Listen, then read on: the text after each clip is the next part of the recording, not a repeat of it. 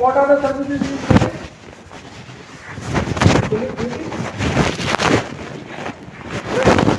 Area where he is able to walk, then probably he is able to see different birds, different flora and fauna species, and most of these species he will not be able to. So one example is, so ReDeLe has created one wetland. So they have actually created 10 sites, 10 such sites recently in the last 2-3 years, and I have given those all those sites as an assignment for all of you. Right. So one such site, they have recorded that when they created, when this start, the site was inaugurated in 2022, 83 different birds visited that site. So it is a record. I mean, they record. So there are people those who does this work, right? Next year, 2023, they witnessed more than 120 bird species, and many of them were migratory birds. This year, they informed me that they witnessed more than 83 different bird species. In the whole NCR, 2 bird sanctuaries, Sultanpur Bird Sanctuary and Okla Bird Sanctuary. These were the sanctuaries known for presence of migratory birds. But now, migratory birds are also shifting to these sites. Of course. So the one who is a regular morning walker at this site, he will be enjoying all these. Experts, those who understand hydrology, geomorphology, they are interested in exchange, water exchange mechanism of river bed, the river bed. Right? They are interested in what is the status of groundwater aquifer, and it is okay. And now for the engineers, those who look for flood management, for them this wetland is important for managing the floods. Okay. So for different aspects, if we start recording different aspects of this wetland, there will be various amenities we are receiving from this wetland. So when this wetland, suppose there is a wetland and we decide to build a residential society or maybe a commercial complex on this wetland.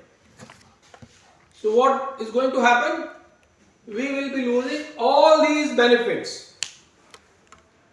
Right? Now, very interesting.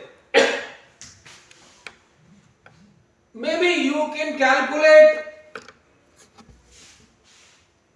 the aesthetics by different ways, or maybe you can create the similar site somewhere else. But what about flood control?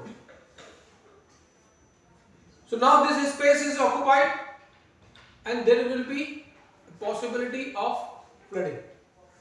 You can create artificial wetland somewhere else where morning walkers or the people those who are enjoying nature, they can get satisfied.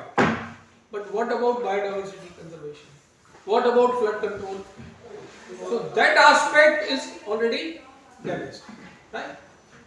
So whenever we go for economic valuation of any environmental service or any environmental site, there are different aspects, and based on that, economists, they have proposed various tools. Of course, we understand that all these benefits or all these costs, whatever you say, either you can call it benefit or it is all external. Why? Because damage is being done by party A and the repercussion of that damage is borne by party B. There is no relation. Or if environmental amenity is created, so for example, I just took the example of these wetlands which DDA has created. Who has created these wetlands? DDA, party A. Who is getting benefit of this wetland? Public at large. All benefits. Aesthetics, flood control, biodiversity conservation. Directly, DDA is not getting any revenue out of it, except that small fee they have kept. Oh, that is for some different purpose. Okay, right. So when we talk about these benefits, there are two issues. Number one, if we are able to understand different kind of benefits or damages, that is one. And second is the methodological issue. Right? Methodological issue means what?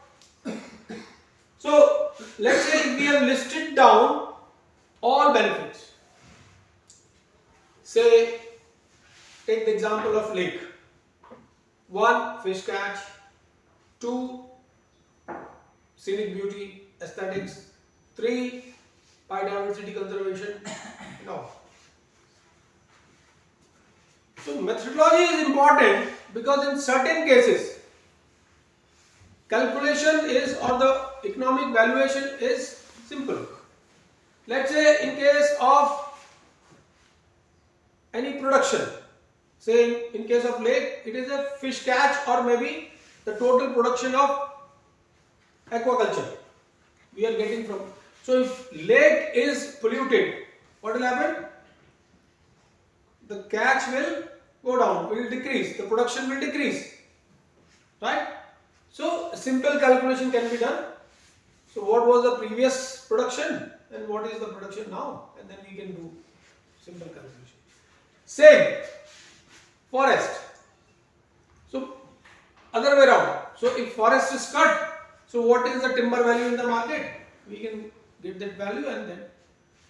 So in some cases it is quite easy. What about biodiversity? How to get that value?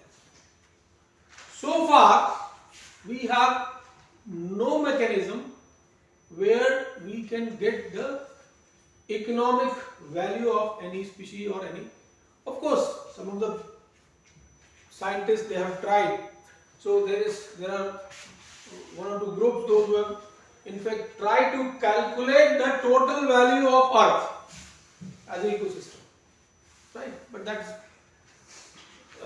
we are not going to discuss that. But even if that is possible, then what is the methodology? How they have got this value? How they calculated this? So where production is, wherever loss is linked with the production, it is easy. But wherever it is not linked with the production, now what is the issue? Biodiversity. So biodiversity, its impact may be visible after 20 years or 30 years. So greenhouse gas emitted in 1950s affecting us now, and whatever we are emitting, we will be emitting today, going to have effect on the population after 50 years, isn't it? So very difficult. Okay. So all the methods, when they capture, or all the methods proposed by economists to capture such value, is based on the concept of willingness to pay.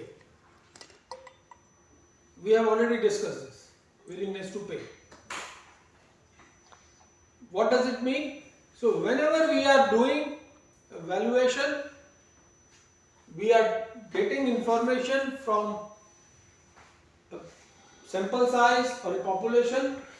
So actually we are not capturing the real value of that environmental amenity.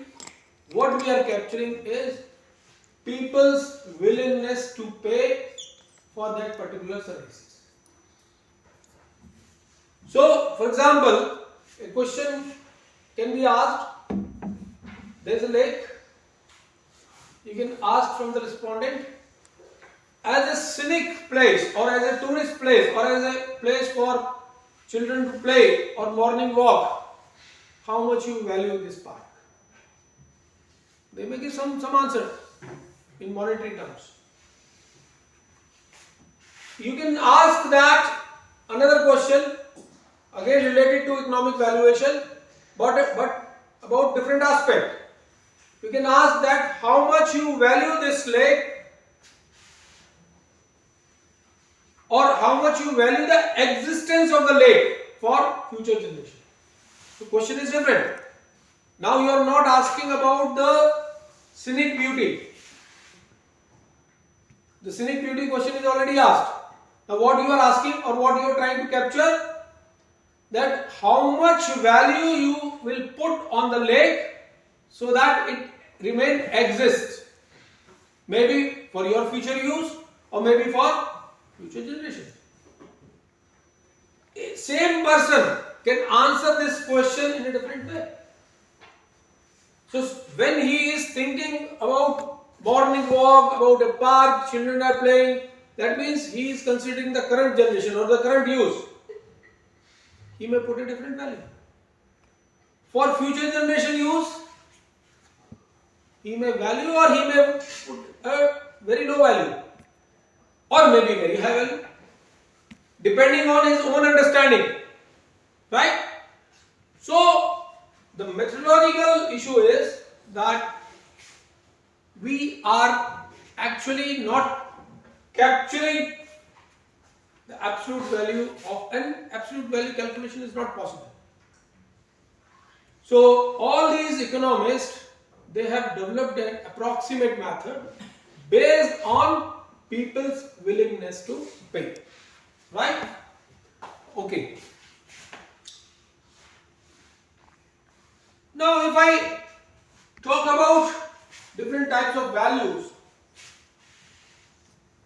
so first of all, we categorize these economic benefits or the services we are getting from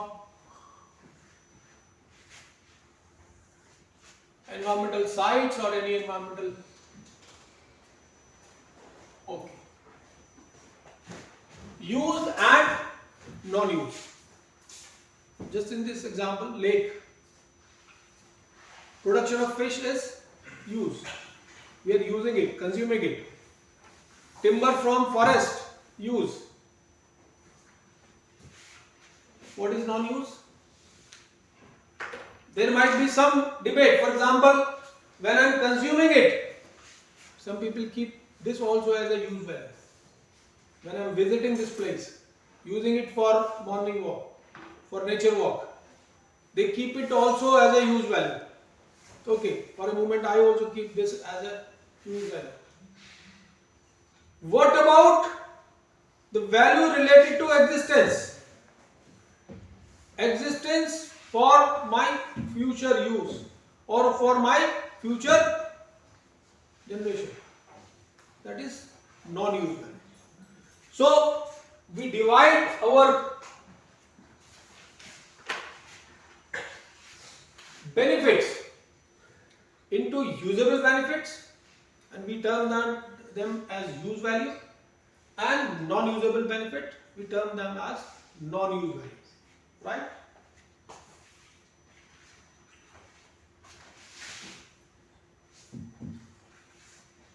In the methodology, before I move ahead, there is another issue. So I mentioned that we are capturing, I missed that. So I mentioned that we are capturing willingness to pay. Now here is one issue. There are two terms we must understand. Willingness to pay and willingness to accept. Okay. Can you make a guess? What may be the difference, or do you think are these two terms same? Willingness to pay and willingness to accept. Let me just give you a context. A person, so there is a house near to a drain, or let's say near to a solid waste site. Okay? So there can be two possibilities.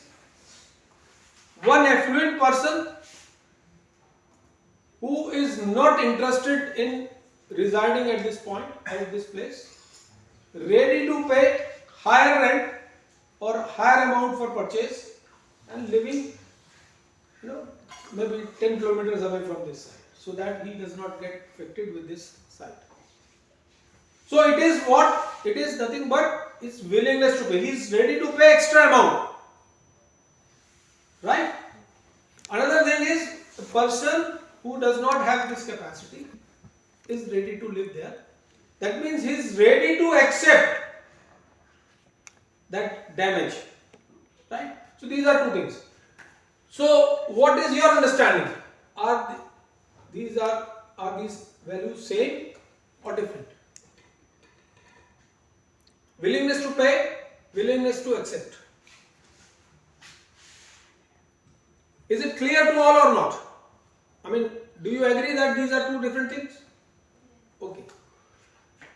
Now, in our case, in our context, do you feel that these two values are same or different? So they are inversely proportional? Inversely proportional? Like?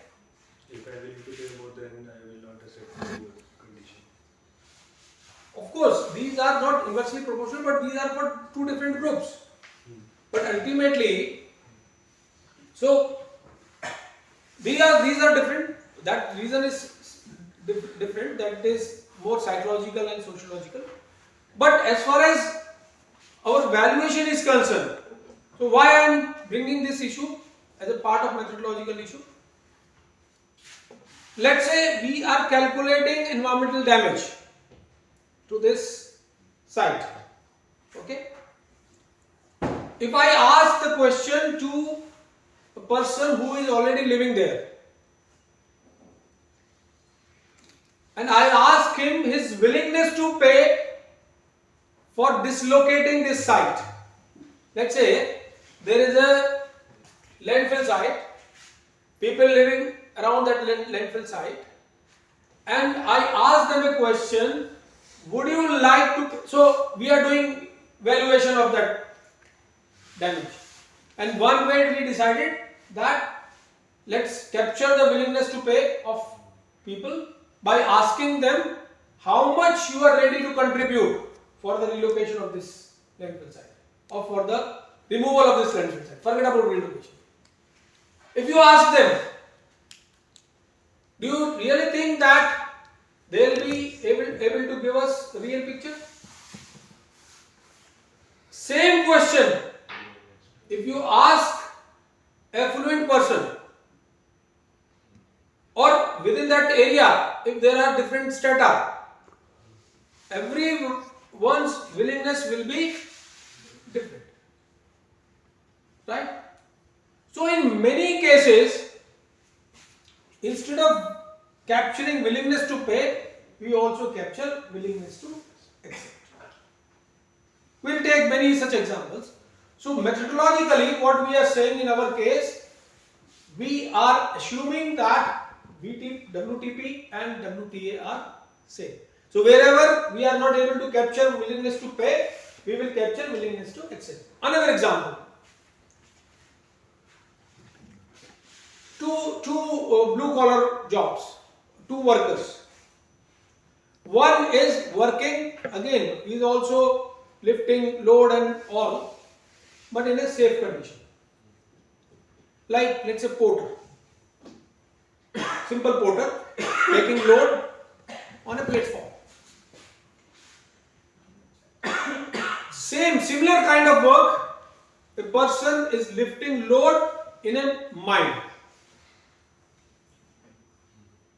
Right? If you try to compare the hazards of working in mine, comparison I am talking about. Let's forget about all hazards related to lifting the load. I am talking about the environmental conditions. The hazard of the conditions, ambient conditions, environmental conditions. So at railway platform, worker or the coolie does not have any such hazard. Right? While in working mines, he has got a lot of hazards. Isn't it? He will get respiratory problems.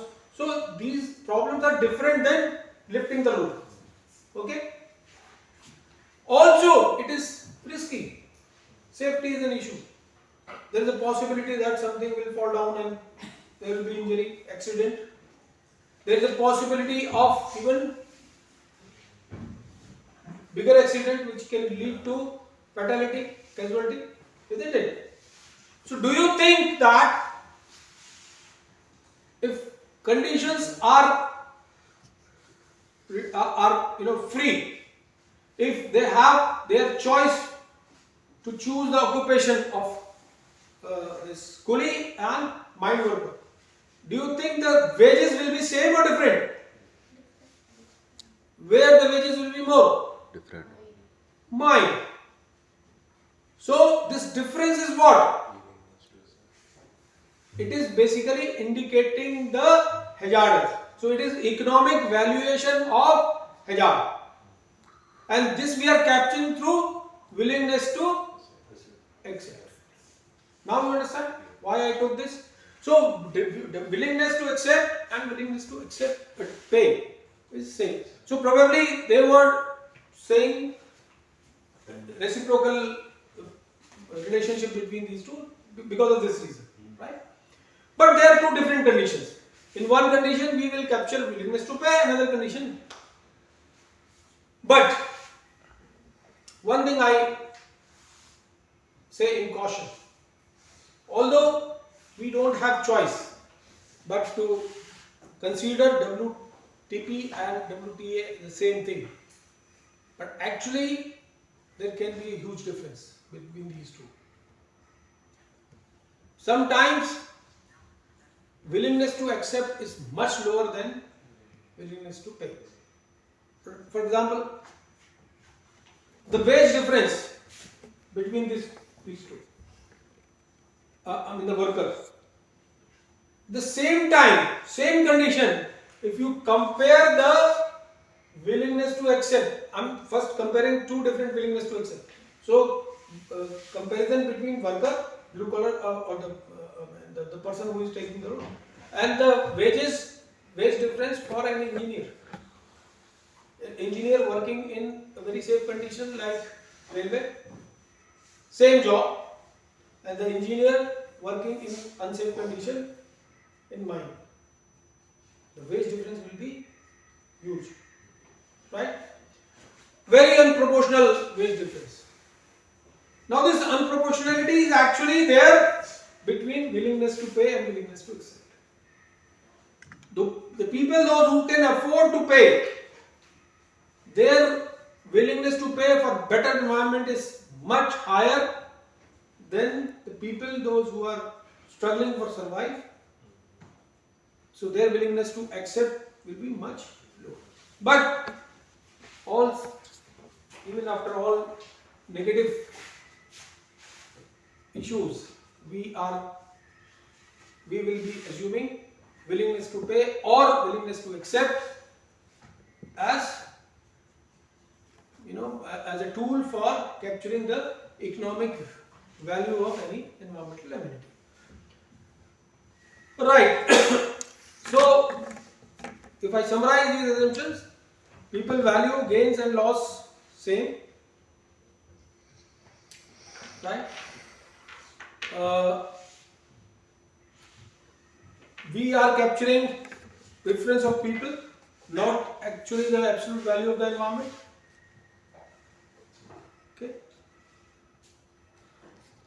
Challenges of these assumptions are, we all know, I have already discussed. The first challenge is, and this challenge is coming from ecologists.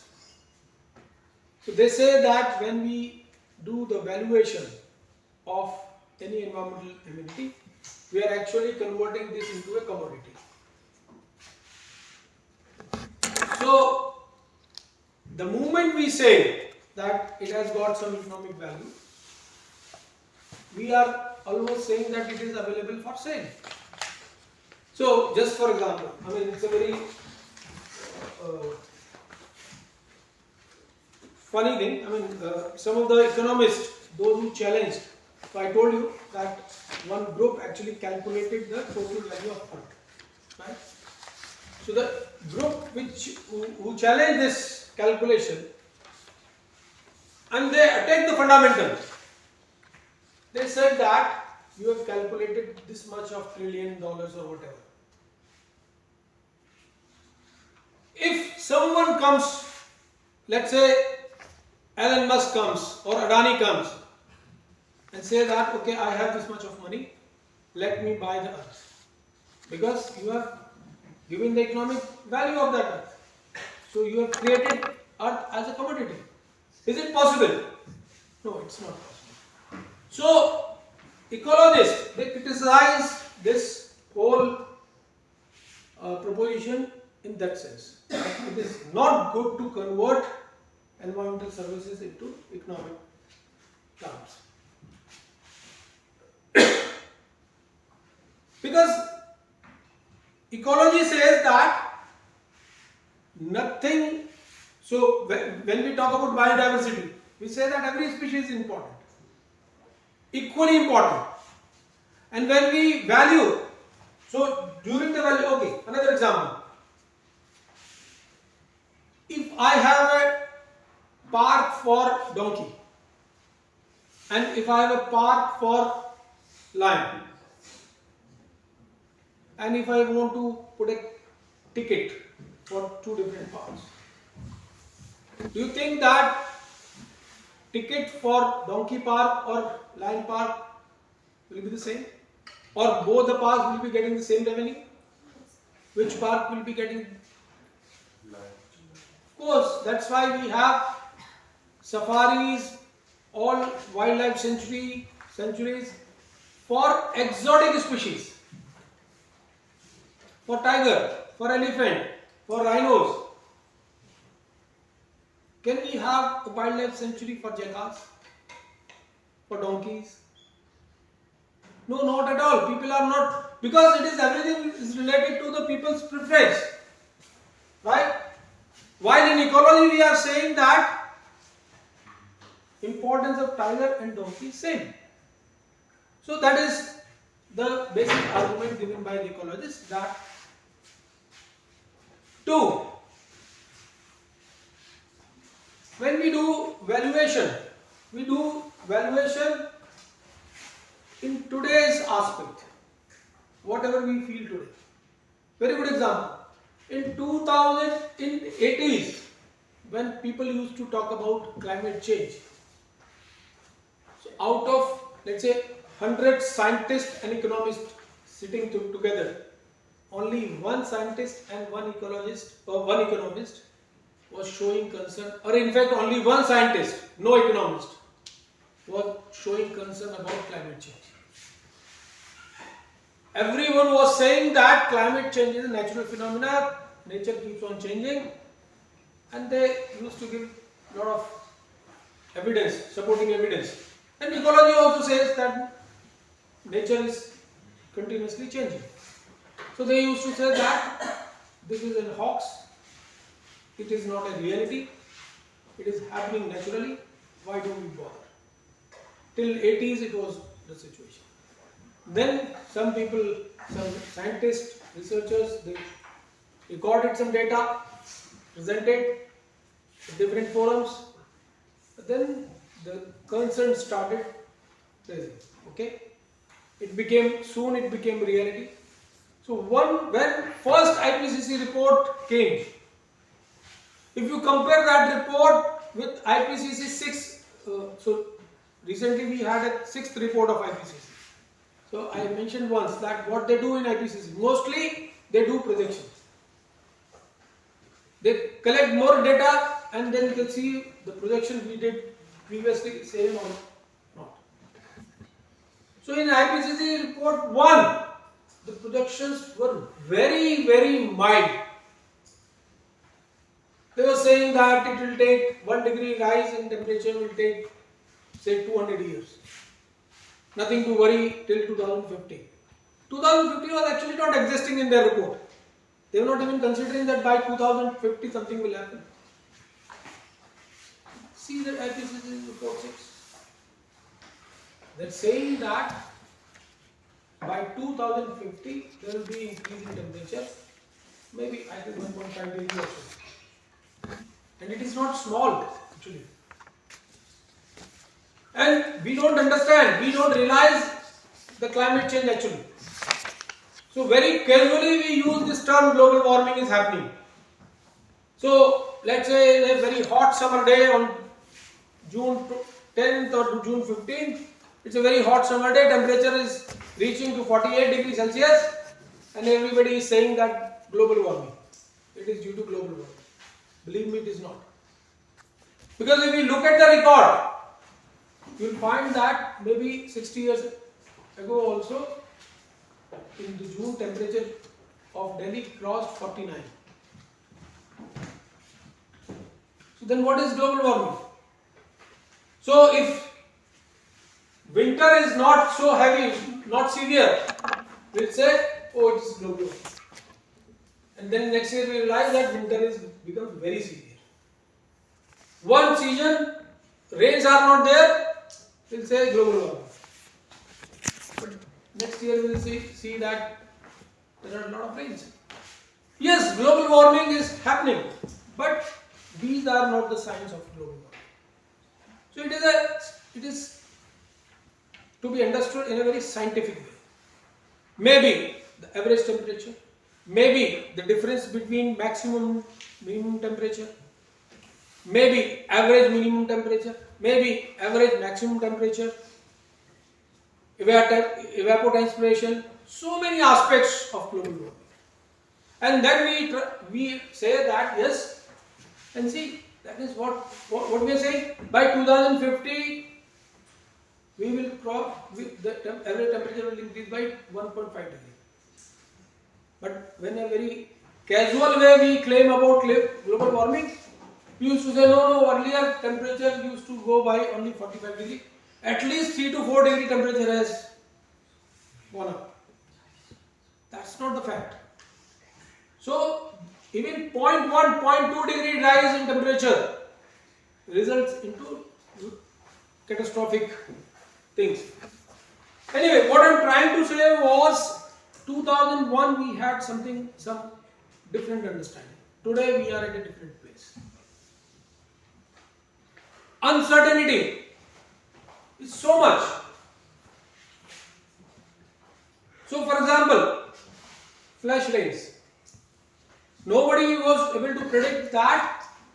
So everybody was able to predict that with global warming, with rising temperature, there will be, in some area there will be more rain, some area will be deserted, this and that. But look at the number of events of flash rains today. And not only in India, everywhere.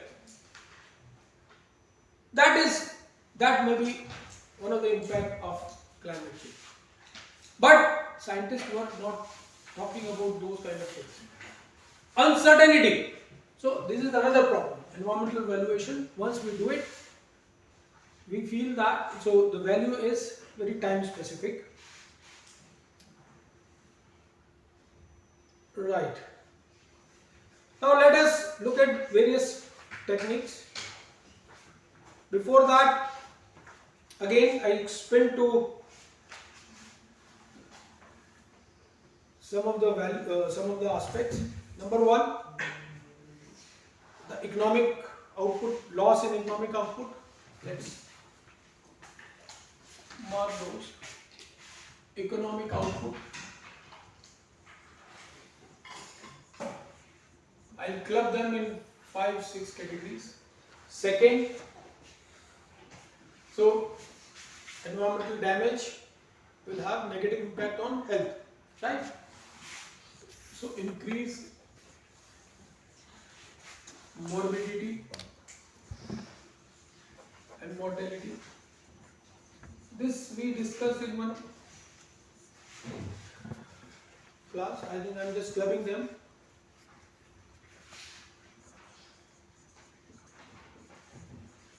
Environment uses.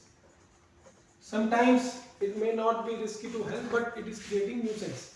So, for example, no noise, odor may not be directly affecting your or debris, right?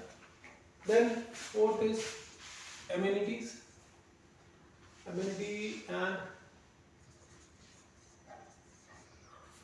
aesthetic loss, whatever. Simplification, or we can say that loss of biodiversity.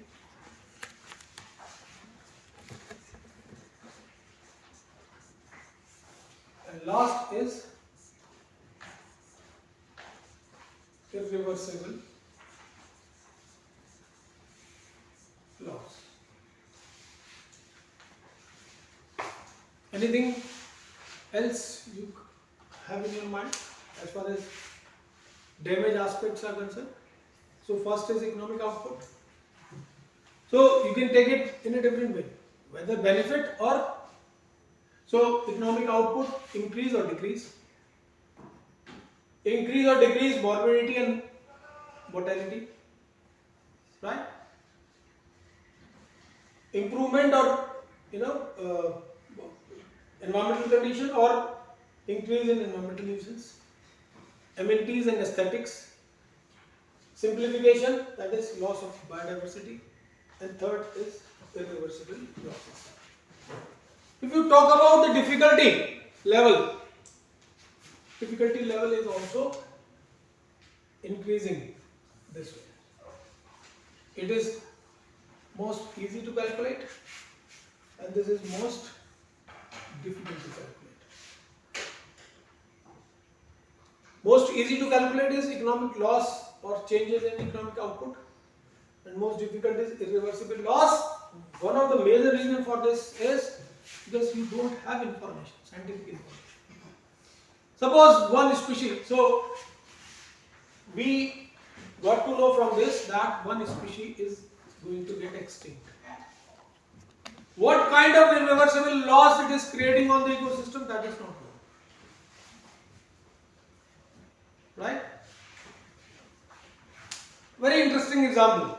Do you know how Persians, what is the way of last right in Persians? Persian people. Anyone? So we know two ways of last rites.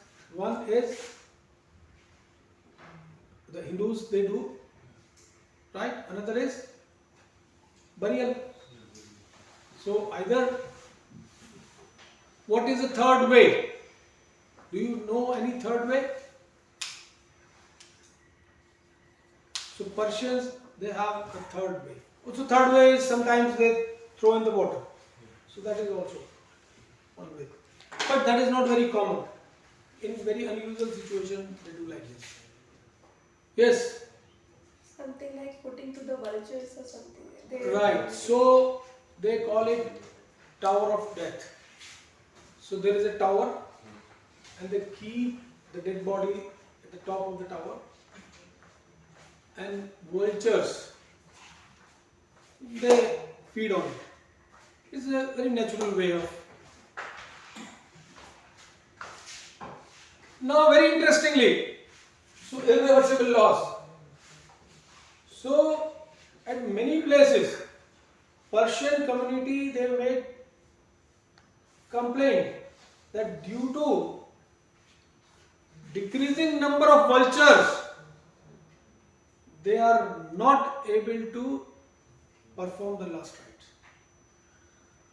Because body remains there at the top for very long duration. Vulture population is. This is just a practical example. I mean nothing to do with ecology, but it is related to the societal part. So we will be discussing 5 techniques. Alright. So basic concepts all of you understood.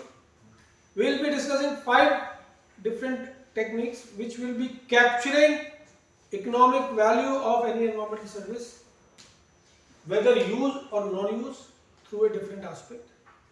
However, all these techniques are used in different conditions. Means not a single technique is a perfect technique. That is why we are going to learn all 5 techniques. Right? So you can say that in a specific situation one technique is better than other.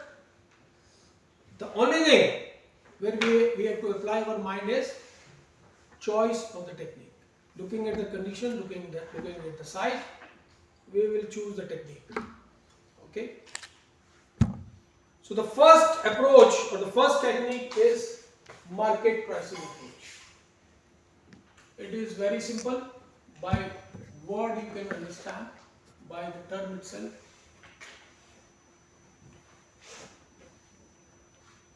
Simple, it is capturing the use value. Just example of lake. So you are calculating the loss in the economic, loss in the output of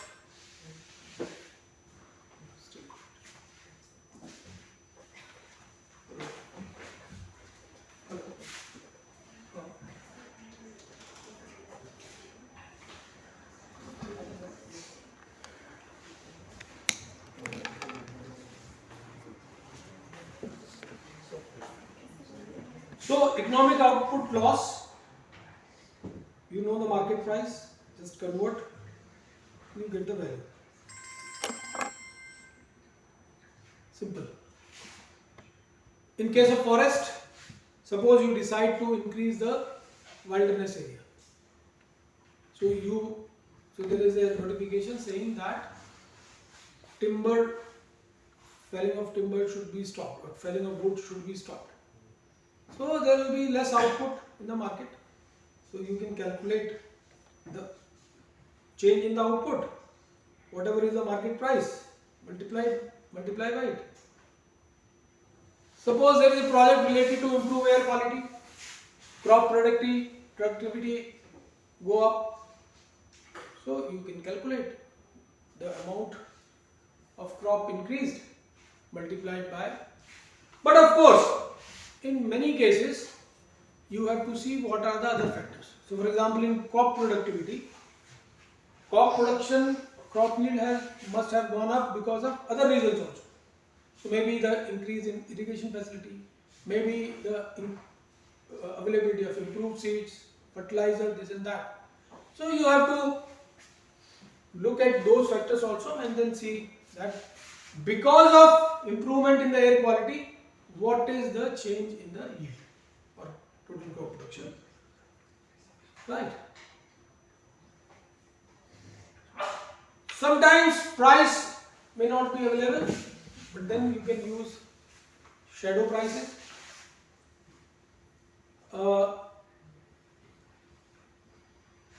In fact,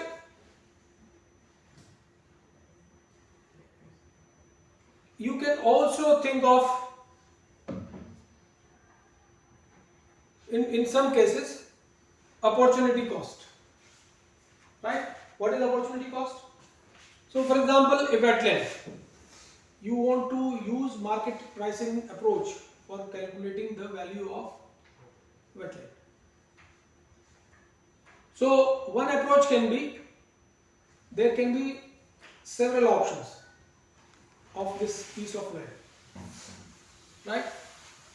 Since most of the benefits of wetland are intangible, in the sense you are not getting any economic product out of the wetland, let's suppose. So what you are doing, instead of getting this value, you are getting this value through market pricing approach. What you are doing, that you are trying to look at the alternative use of this wetland.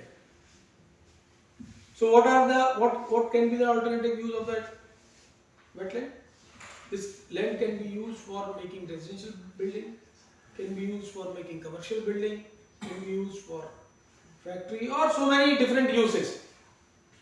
You value the wetland based on different usage, and whatever is the highest value you consider. So this is known as opportunity cost, right? So you are actually not selling it, you are just calculating it, probability. You are just calculating the probable value for different alternative use. Right.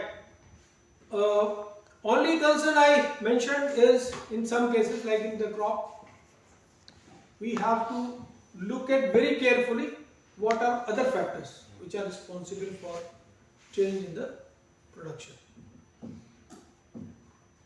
Okay. Fine. The next method is replacement cost.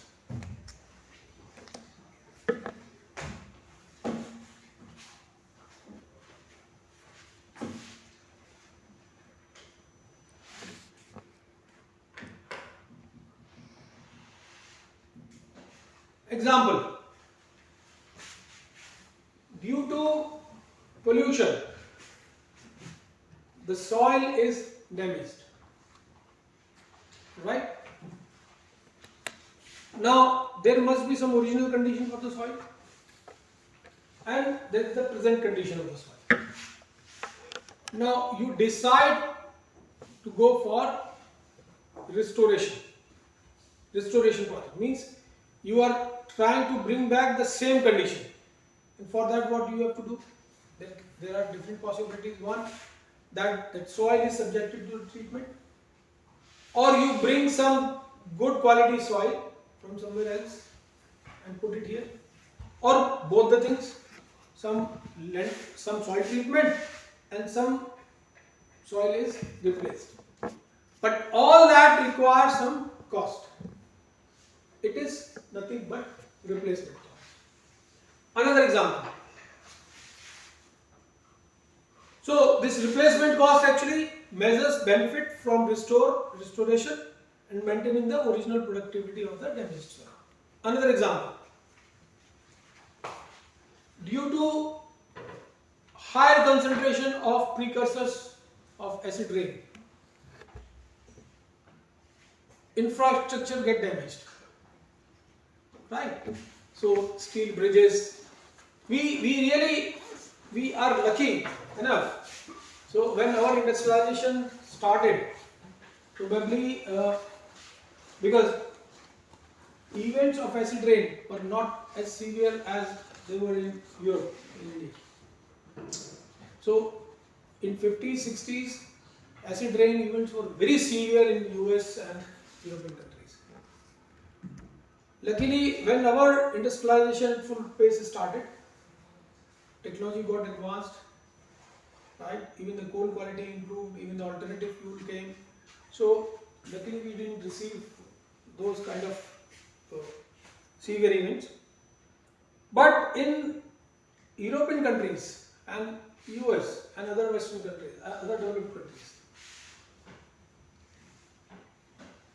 they faced lot of severe events related to acid rain, which resulted into infrastructure damage, like damage in bridge, damage in building. So they need to repair it, replace it. They cannot afford. In all these cases, it is indicating willingness to pay. What does it mean? So methodologically, I told you that we are calculating willingness to pay. So one can argue that how this replacement of building structure or any infrastructure, let's say bridge or anything else, is my willingness to pay for better environment. So there is indirect connection. So this damage has been done due to degradation of environment. And since I am ready to pay for this replacement of this building or this infrastructure, what does it indicate? I am willing to pay against the degradation of the environment.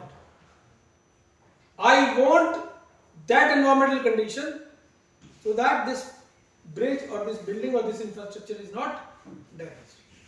So that is why we are actually capturing the willingness to pay for better environment. Okay.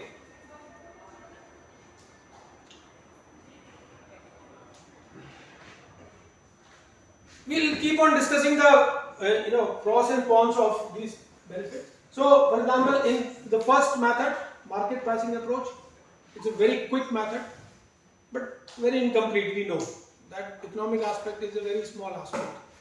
Here also, this replacement cost method is also very tempting because it is again easy to calculate because we can get this information. Although there is an externality, but in most of the cases, all these are out of pocket expenses, isn't it? If you are replacing some building, there is someone who has spent on that. So you can always calculate, get that value, and so that's why this is very tempting technique. Of course, it cannot be used everywhere. Again, example of the wetland. We can calculate that, suppose there is a wetland. So replacement cost of the wetland, how will it be calculated? What we will calculate that if we take one land, the similar area, we will replicate that wetland type of thing there. What is the project cost? We will say this is the replacement cost of the wetland. But this is incomplete. Because the replicate of this wetland is not performing all, or it's not providing all services which this original wetland was providing. For example, we discussed flood control. It is providing selected services. It is providing service related to aesthetics, service related to amenities, but no service related to flood control. No service related to irreversible damage. Right? So, this is the problem with the replacement cost approach, that it cannot capture all the value. Third, very important and very popular,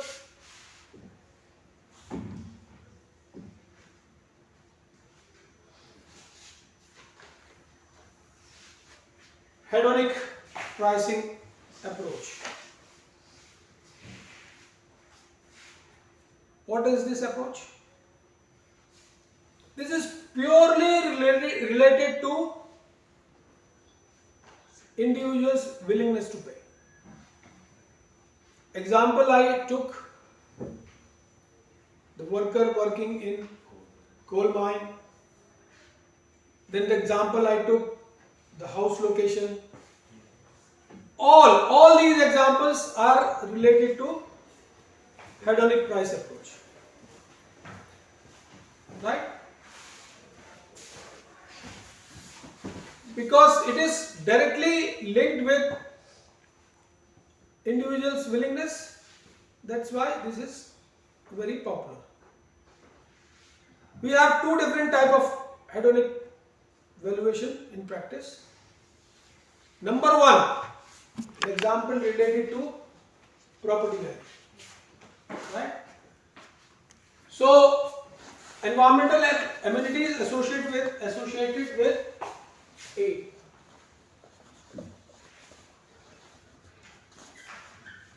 Related to property or linked with property. So wherever environmental amenities, so obviously when I say it is related to property, so it can be applied only in situation where the environmental amenity is related to the value of property or this. So This has been observed by different scientists and researchers that property is something which is very personal. Out of all expenses, property is something very personal to individual. There are different expenses you do. Some of the expenses are purely necessary expenses, like whatever you spend for food and all, that is all very. But property is a long-term investment, long-term expenses. Individuals, they spend lot of time in doing research on property. Before investing or before spending money on property, they do lot of research. In fact, they consider all aspects of their life, including location near to the kids' school, location near to their office, neighborhood, everything. So, property is something which has got linked with several factors, including environmental amenities. Very good example is here. If I purchase a house, similar house means same BHK, same area. All other amenities like electricity, water available at the same price. Neighborhood, we have the similar market available. People are not willing to take property near to damaged environmental sites, or say near to drain, or say near to airport, near to landfill site.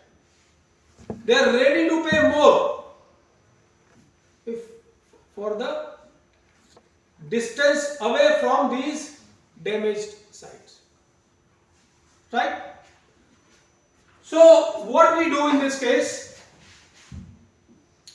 we create a function. It is a purely statistical method to estimate value of facilities due to environmental attribute or amenity. There are many other examples which you can understand more easily. In Bombay, so when you buy a flat in Delhi NCR, so you will find that people are ready to pay more for G+1 or G+2 flats. In a high-rise building, let's say a building of 30 floors, people are willing to pay more for first floor or second floor flats because of convenience. But if you go to any coastal city, coastal area, people pay very high amount for higher floors because of floods. They just enjoy View. the view. What else? Breeze. So that trend is now reversing even in NCR also. People are now preferring higher because of so many things. There is a perception that mosquitoes are less, air is better. Anyway, but in coastal areas, this has been the trend since long. People want to go up because they are getting good breeze, right? And breeze is nothing but environmental service. So it is directly linked with the property. The price of the property is directly linked with the environmental service. So what we do in this case, statistically we plot a function or we create a function between. So again, there are so many factors. So what is the dependent variable in this case? price of the property. And what are the independent variables? Size, distance from school, distance from office, neighborhood, and environmental amenity. Then there may be many more things, security, safety, etc. So what you have to do, you have to create a function where dependent variable, that is the cost, is directly proportional to several independent factors, and then you have to get the coefficient related to each attribute, okay? Or you can say that multivariable function by using a statistical tool to bring a single variable function, that is environmental amenity versus property price. So for example, how you will be developing the function? So let's say distance from landfill site versus price. Okay. So it is directly proportional. Let's assume it is directly proportional. But in real situation, so this is called single stage hedonic function. So there is a relationship between unit price versus distance away from the landfill site, or distance from the landfill site. So at landfill site the price will be lowest, and if you keep on moving away from this. But in real situation what happens that, let's say after 5 kilometers, do you really think that after 5 kilometers will there be any impact, or this distance from landfill site remain any attribute? No, because by this distance all negative impact of this landfill site is not visible. Now I am not bothering because this landfill site is away, 5 kilometers away, right? And this is, you see, this is interesting. So this is a drawback of this method.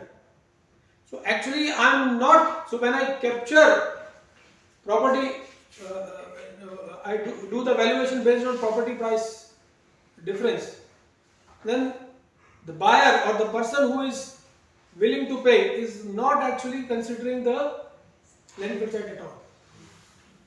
He is actually willing to pay more for his own convenience. So after 5 kilometers, he is not ready to bother for the landfill site because now it is not affecting him, right?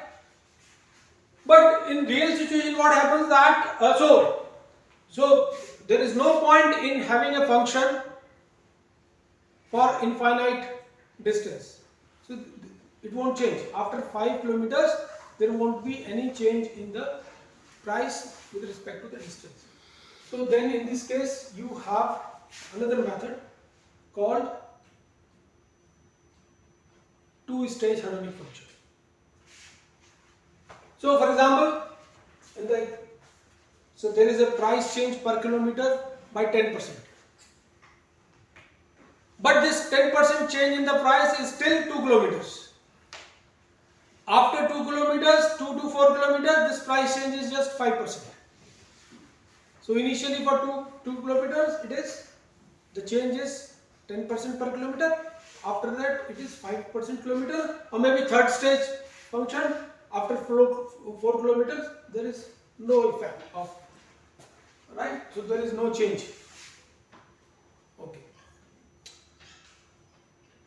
Right. So need not to say that limit of the technique is that it can be used wherever environmental attributes can be inferred in property value. Even in this case, what we can understand, this is attributable to within the 4 kilometer, 5 kilometer, 6 kilometer radius of. See, can you see any of the landfill site? So, which is the nearest landfill site to you? So, we have 3 major landfill sites in Delhi: Gazipur, Okhla, Balaswar. Okhla must be nearest to you, maybe 15-16 kilometers away from. You don't see any impact of that, isn't it? So anyone who is buying a property in Hojkas or even Kalkaji, they do not bother about Okhla and so this is the limitation of. How can you measure damage or benefit in case of global warming with this technique? Because impact is universal.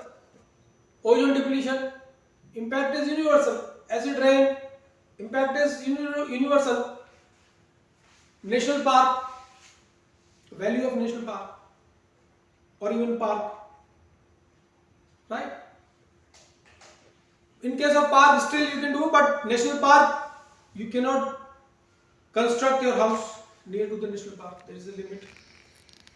Or endangered species, which is nothing related with property price.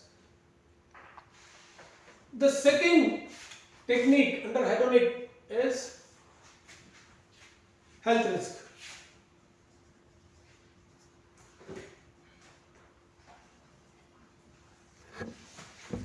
Valuation of health risk stemming from exposure to workplace environmental hazard. One very good example I have already given. Same. Hazard due to contaminated groundwater. Now, this expense can be captured in different ways. That is something we need to understand. So one way I have already explained, the wage differential. What are other ways? Medical expenses, medical bill. Increase in morbidity and mortality, right? But that we will capture separately. So,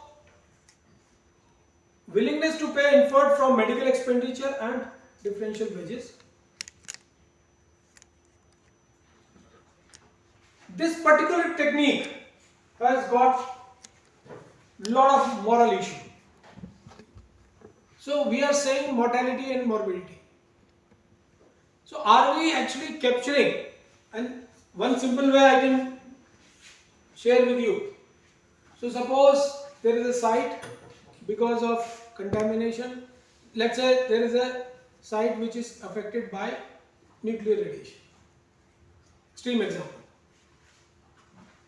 So because of that, what is happening? There is an increased mortality. So average lifespan for rest of the area is, let's say, 70 years, and for this particular site or within certain periphery, the life expectancy is 35 years or 50 years. Even if I don't consider the whole 70 years, let's say 60 years is a productive life of any person.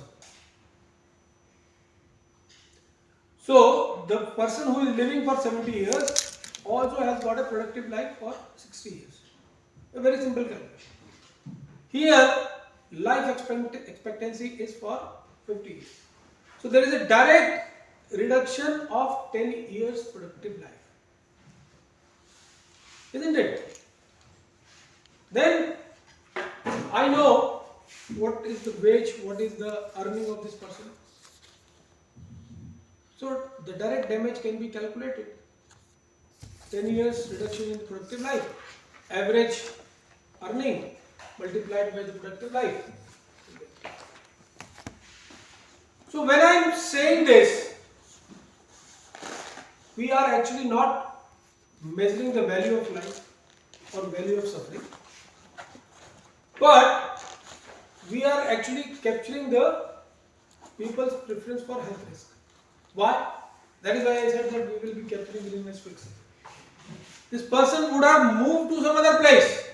This person would have chosen another employment, but he chose that particular risk.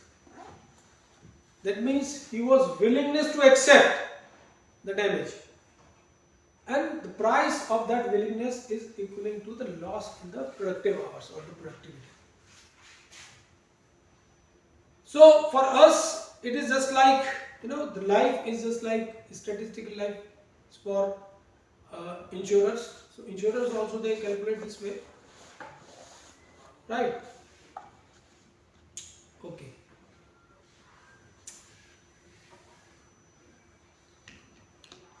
There is a case study in this particular technique. This was conducted in 1977. So there was a corporation who was taken to the court by common public, and in Supreme Court of United States they decided to go for a study, and from the study they found that, so what this corporation was doing, they were dumping non-magnetic rock tailings, right? Tailings means the remaining after the so they do mining and then they ore extraction, so whatever remaining is there, that is called tailing. So they were dumping it to the Superior Lake, and the study group found that the people living around this area, they had 12.8 years. Their average life was 12.8 years less than the average life of United States, and this was attributed to these tailings. Social cost per victim was calculated around $40,000, and the total social cost which court asked this corporation to pay was $1 crore million.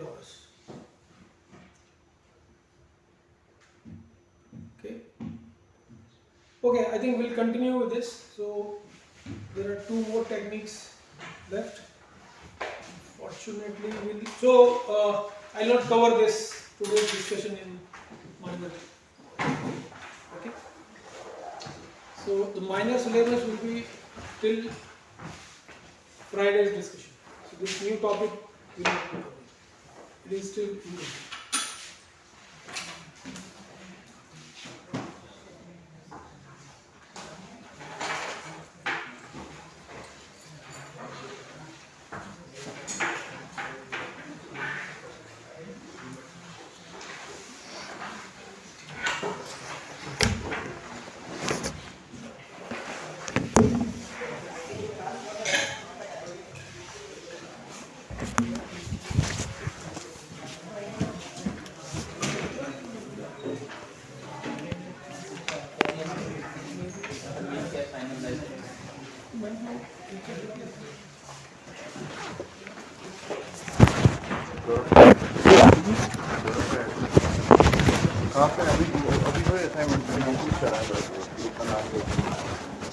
एक तो message किया ये phone में उठाया पता नहीं कहीं आया तो फैला